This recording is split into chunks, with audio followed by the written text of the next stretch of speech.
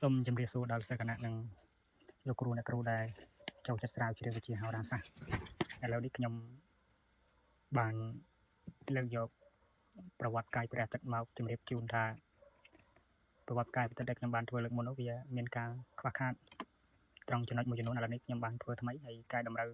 ពីអាចារ្យឥឡូវយើងធ្វើថ្មីឥឡូវកុំឲ្យវែងឆ្ងាយយូរឥឡូវយើងចាប់ដើម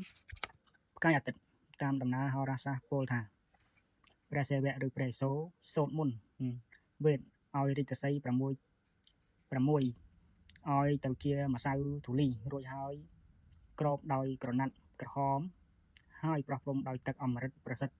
ធីមុនវេទកើតបានជាអង្គទេវរាជដែលមានកាយសម្បុរពណ៌ក្រហមនិងមានវិមានពណ៌ក្រហមរស្មីចែងចាំងត្រង់គង់លើរាជរថដែលមានរាជសីជាពាហនៈព្រះអាទិត្យស្បែកត្រង់ភ្លឺចែងចាំងរស្មីផ្ទៃមុខពណ៌ត្បូងទន្ទឹមតុបតែងកាយដោយអាវផាយទេវៈក្រហមជាដួងកែវមณีក្រហមជាធាតុភ្លើងរុងរឿងដ៏មានកម្លាំងដ៏មានកម្ដៅខ្លាំងក្រៃលែងហួសប្រមាណដែលមានកំណើតកើតមកពីទិសខាងត្បូងហើយគោចរបានរយៈ6ទិសហើយត្រង់ទិសនោះដែលមានកម្លាំង6ហើយ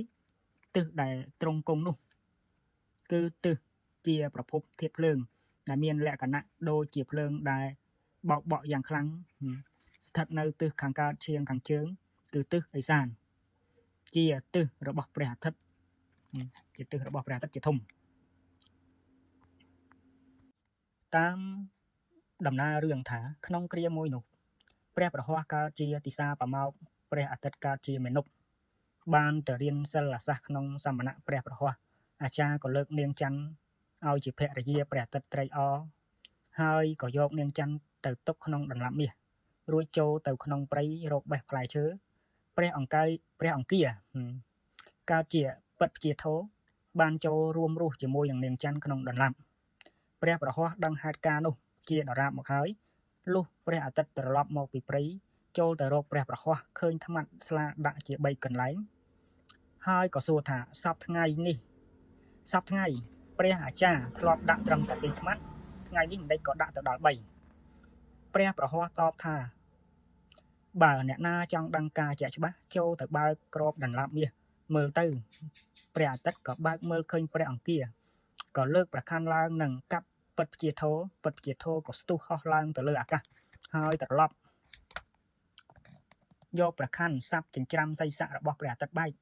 ព្រះអាទិត្យក៏ចាប់ចាក់ចោលទៅត្រូវពិតព្យាធរដាច់ជើងក្នុងការជន់មុនព្រះអាទិត្យកើតជាពាណូព្រះអង្គាកើតជាព្រានមានថ្ងៃមួយព្រានបាត់គោព្រានក៏ត្រាច់ដើរតាមរកគោស្រាប់តែឃើញពាណូនៅលើ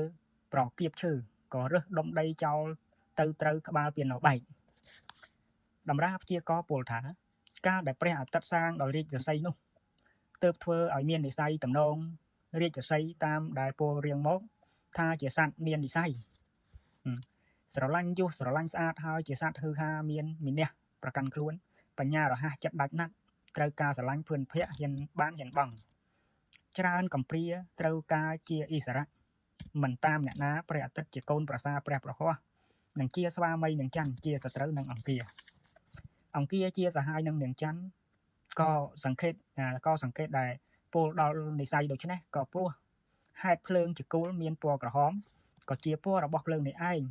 គេជាអាចារ្យពោលថាដួងផ្កាយអាទិត្យជាផ្កាយសំខាន់គួរប្រៀបប្រហែលជាព្រះរាជាផ្កាយដតីប្រៀបដូចបរិវារដោយបរិវារទាំងអស់នោះត្រូវបានអំណាចពីព្រះអាទិត្យជាមុនសិនទើបមានអំណាចនិមិត្តនៃចក្រវាឡផ្កាយព្រះអាទិត្យជាផ្កាយបាបព្រះគ្រោះការប្រើពណ៌សម្លៀកបំពាក់តែងតួបតុមរាគៈថ្ងៃរាវិហ្នឹងប្រើថាអាទិត្យសុទ្ធសឹងរតមណីវរឆាយារស្មីស្រស់រះស្រឡះឆវិថ្លាស្អាតសមសោភាភាពបណ្ណាពណ៌ក្រហមសន្តានធាតពណ៌ប៉ុននារីព្រាយព្រាតព្រមអលង្ការរៀបម៉ងគ្មានឆ្កងមានទឹកដមពណ៌កនិកាថ្លាទាំងព្រមរវិចោមឆវីចែងសែងសូរិយេចប់ ផ្កាយអាទិត្យ